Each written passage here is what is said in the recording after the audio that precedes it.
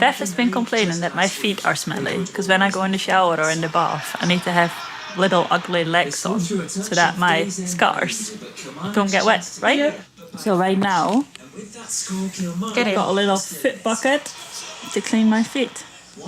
Are you happy? What mug has to clean them? Are you this happy? One. I did clean. Oh, look at your face right now. No. How many times have I cleaned yours? Didn't get stinky as yours. Believe me, yours were like blue cheese. Get up now. Here we go. Yours smell like they're dead. Ow. It's very hot. Did you put any cold water in there? Yes. No, that's really tickly. I've got to do between, that's where the smell.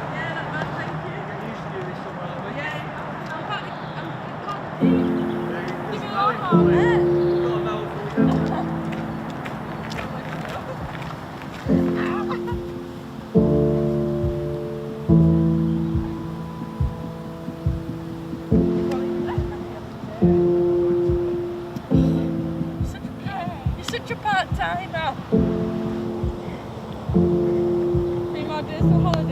Problem is I'm more advanced than her at the moment, but then she overtakes me very quickly. Yeah. Well, she gets to go to a World Cup, so I know. Finish on 3-2. Look, it's devastating to deliver that kind of news to a player, but in the period leading up to a World Cup, I mean, yes, it's hard enough to say they're not going to play for the club. A World Cup comes every 4 years. It's difficult, and as a medical team, although you have a professional job to do, you do feel for the player because it feels so devastating to them. A big thing within our rehab was missing out on the World Cup, which, again, for a non-athlete or non-footballer, like, you probably never really understand the feeling of being here while the World Cup is actually being played on the other side of the world. It's been tough. Like, it's been really tough to see your teammates play. It was always going to be a tough timeline for me to get back to a World Cup. Subconsciously, I'd always accepted that. I had such a sense of pride watching the girls and really wanted them to win, but also bittersweet in the sense that if they'd have won, I knew I'd have felt a little bit sad about it because I missed out on being able to do that with them. I didn't mind watching the other games that much, but I did really mind watching, us play, the Netherlands play, and that was the same for Beth, obviously, with England. And we've been very, almost like happy in that sense that we fully understood that and we knew how we felt, and we didn't have to carry that weight all by ourselves, which has been really nice, to be fair.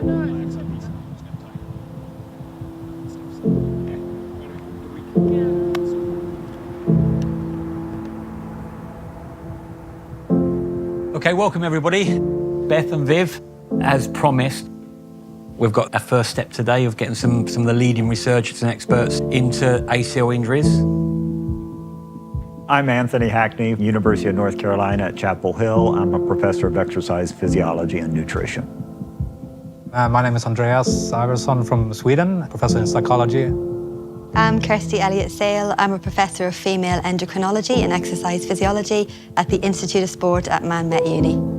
My name's Al McCall. I'm head of research and development for Arsenal Football Club. Kat Alcon-Krieger. I'm an associate professor in sports rehabilitation and medical research at FIFA.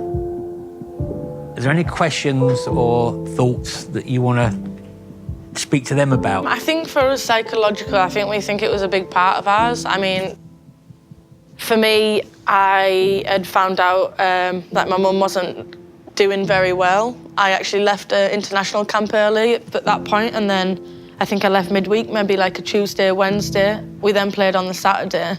I'd just been at home, so I'd had to deal with a lot. I obviously did mine in the 93rd minute, and it was contact, but you were kind of similar. You found out bad information about my mum the night before the game, so you were struggling psychologically. So we feel like that could have had a big impact on our injury. If you look at the research done, I think the single risk factor from a psychological point of view is stress or history of stressors. Can you share a bit more? Perhaps you talked about mentally fatigued or so. Yeah, I got 2 weeks off from the club in November. Then when I came back to the club, I actually felt really fresh. Like, I felt good. I enjoyed playing football again. So I was kind of on that role of like, okay, like 2 more games till Christmas because I have been feeling really good. Then obviously the day before we found out about Beth's mom. So like, I think that night was really emotional, especially because she had just gone through surgery and everything coming together. Like, I was really tired. But I did speak with Jonas and Leanne at that moment before the game. I obviously told them the news about Beth's mom. And I was like, I have not slept well.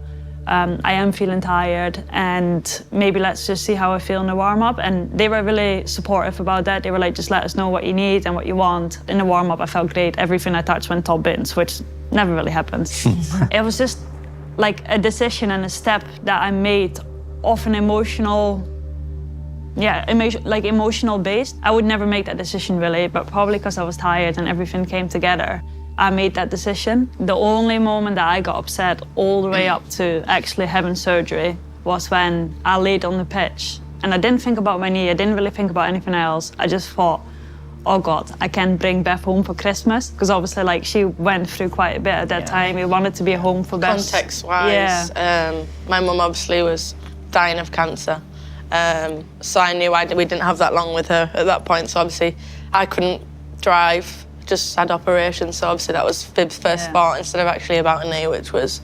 That was my fault, and then obviously coming back after the game, like, I mean, me and Beth were sitting there, considering she was on crutches, just had surgery, and I was just sitting there, and all the girls came past, and everyone started crying for us, and we were just like, this has actually really happened. We work so hard to monitor, to check your well-being, your mental health, but when there's so many variables, and again, you sort of both hinted at it, you were both happy to play, as I know, because we were involved in asking you. But that's a very subjective way of looking at it. I would think when you are in difficult, challenging situations in life, what do you want to do? What you love, go play football.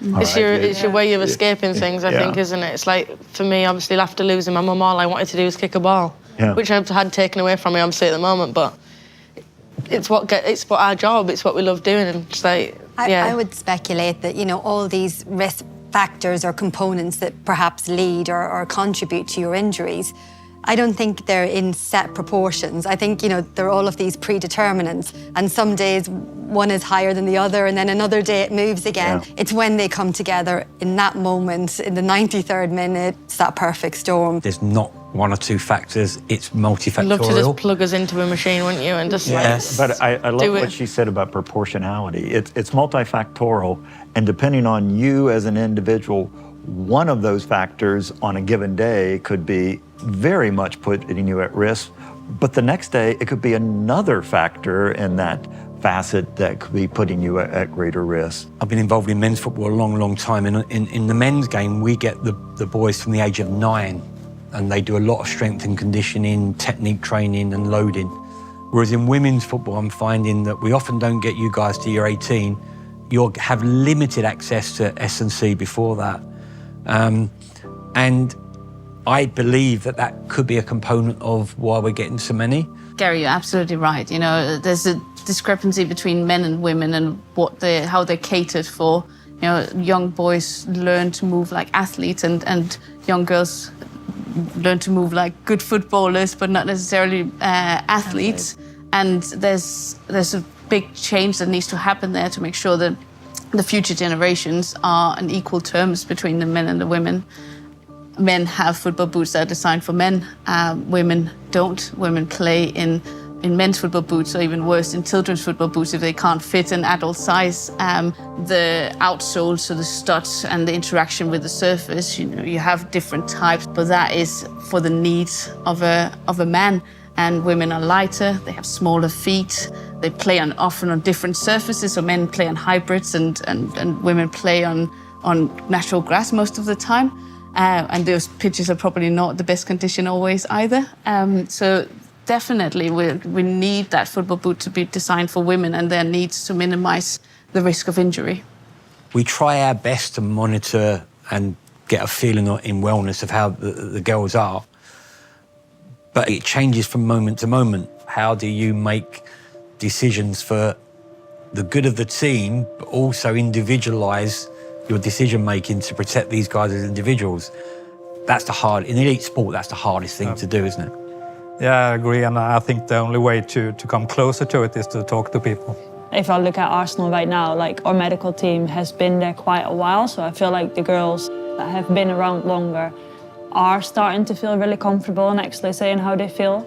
But it is really difficult because 9 out of 10 times, if I wouldn't be physically or mentally ready, I would actually pull myself out of things. But then that very last time that you're not doing it, that's when you get injured. Yeah, I do think it's a lot about communication and creating that open environment. But still, it's up to the player and the individual to actually say how they feel. There's a big thing in like science, medicine world where they're saying, no, we shouldn't ask players this because they lie, they don't tell the truth. But like my experience, I'm pretty sure your experience is completely different. Once a player trusts you, they'll tell you, do anything for you, tell you anything. Us as practitioners have a big power to invoke either negative or positive emotions in you. And if we invoke the negative emotions, you'll then close and be defensive, and you're more inclined to not tell the truth. Like, it probably would be helpful if we would get informed on periods, on like psychology, like on all these things, because then we've got the information from a reliable source. If you're really lucky and you're really good, you probably start playing professional football now when you're about 18, 19, 20 maybe. So even later than what we were. Yeah. But we're only going to get that baseline for girls the moment that all clubs start having youth academies. Yes. Yeah. Which is like, you'd like to think that we're all developing and we are going to get there, but it's just not there yet. I think the biggest change within women's football right now is that instead of playing 25 games a season, we've gone to playing 50 games a season. How can we help prevent having that many ACL injuries? There's no easy solution, unfortunately. Otherwise, I think we would be very rich if we had that solution. But it's taking all of those factors into consideration and trying to optimize them, and you have a really good support staff set up to sort of help you with that. And of course, you know, as we've talked about, you know, learning and like educating yourselves as well, so you can help in that process, I think are the best bits of advice I can give you. We're in a time where we can actually do something really good quality and really meaningful. If we get everyone together and do it properly, we can do something pretty good. That's my hope.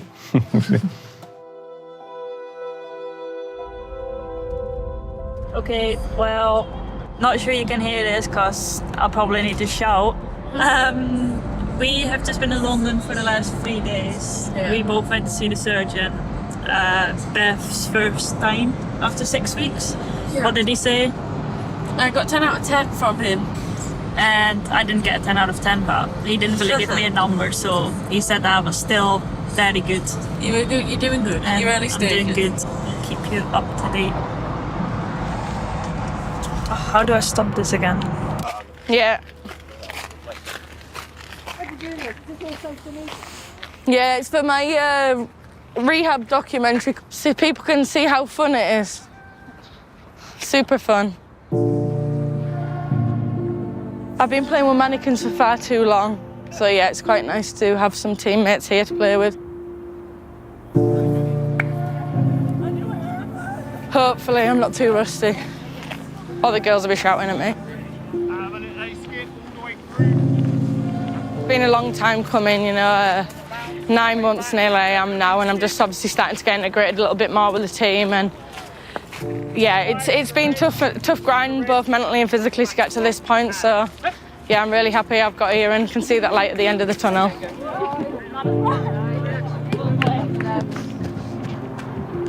Got too excited on the green red pole. Everyone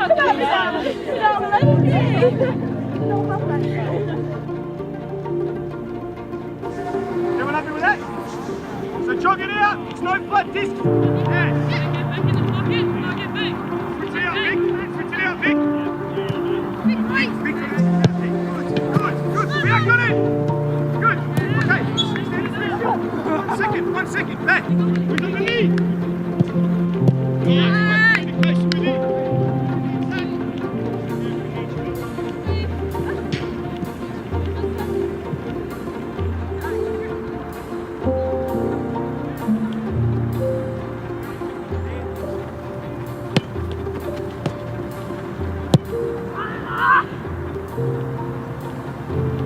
I swear I say I'm rusty.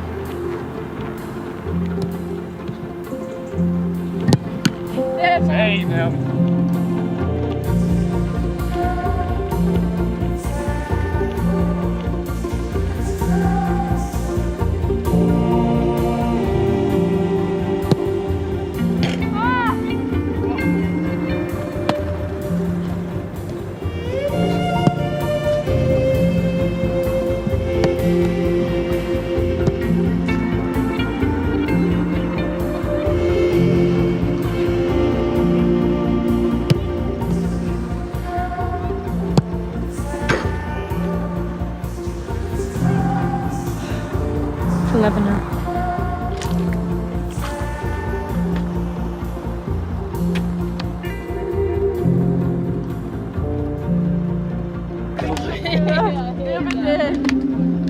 She got it mixed up. She went in between with a claw. Well done. I tried to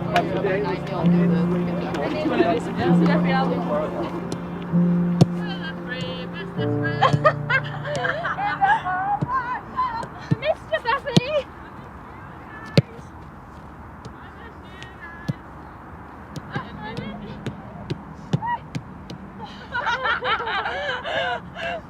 I felt like a scarecrow.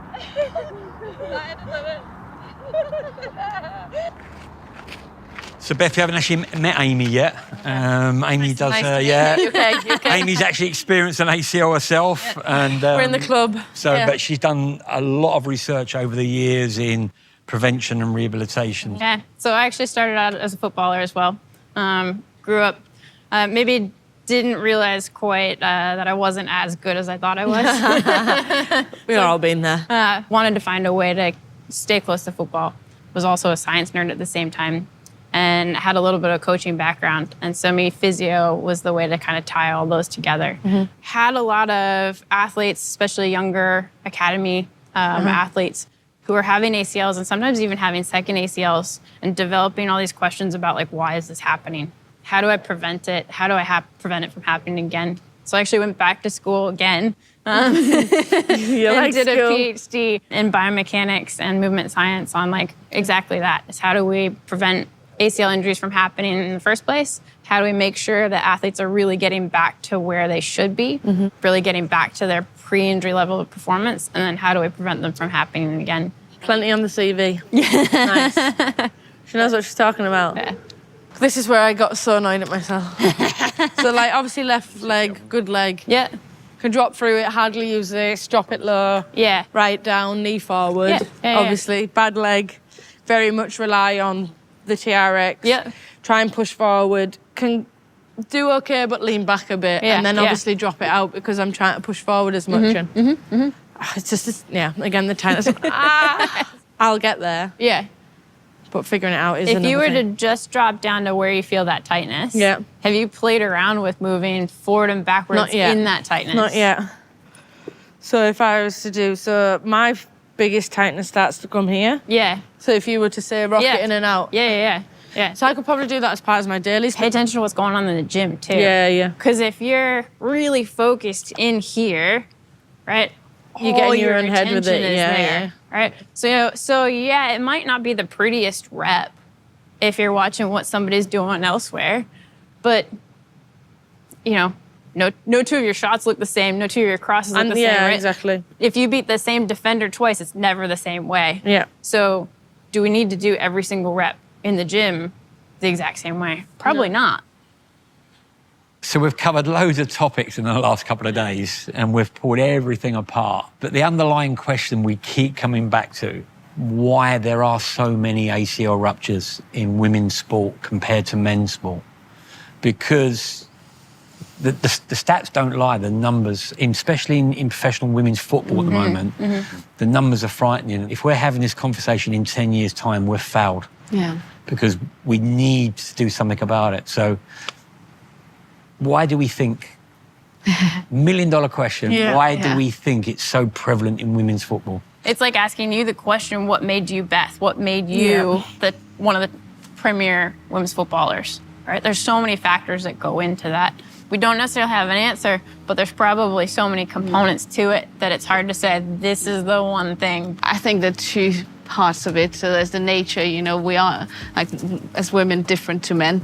And I think a lot is blamed on that. So a lot is blamed on the menstrual cycle, and probably, you know, there is something in, there's definitely something in there, but it's not the only thing, right? Because then men wouldn't have ACL injuries if that was the only causative factor.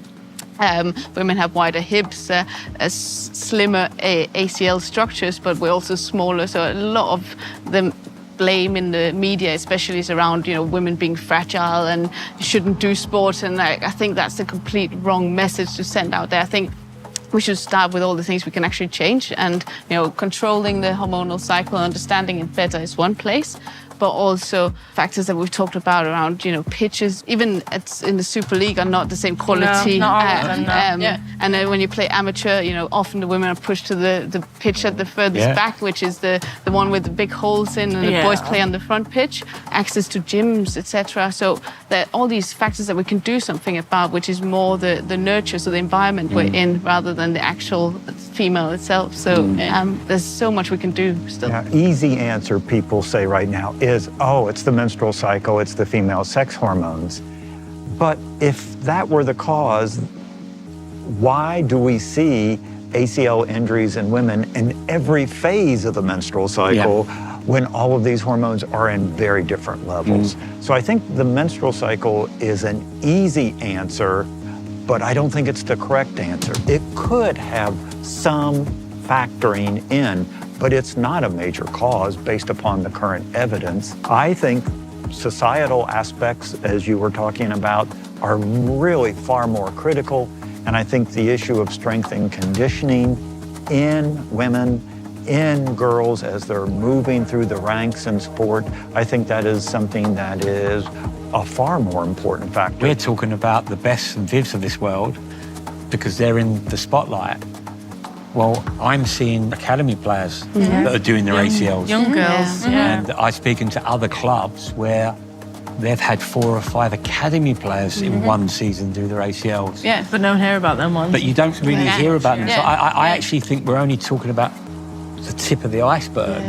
Women's football is really important to England. And I think the more we can continue that message, the more we can have role models like you, the more we can have these discussions in public forums. It's only going to benefit.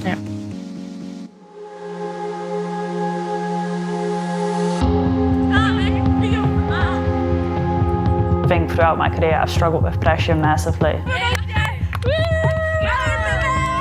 I spoke to my mum a lot. I've always kept in touch with her every day, so it was just for me another phone call, and when you pick up it felt a bit different.